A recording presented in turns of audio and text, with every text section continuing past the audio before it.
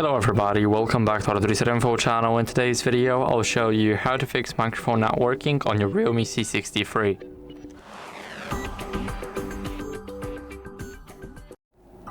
So first, what you guys want to do is basically go over to the settings, and the first thing that you want to do is to update your software.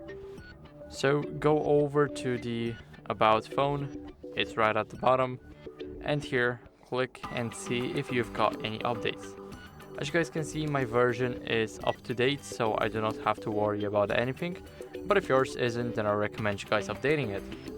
So after that, if the software update did not help you, then what you guys can do is use a non-metallic tool to clean the microphone port and then test the mic in a voice recorder or another app. So if none of that worked, then the issue might be with your hardware and not the software or glitches, and I would recommend giving your phone a little checkup at the service center. So that'd be it. I hope this video helped you, and if it did, then leave a like, sub, and a comment, and I'll see you in the next one.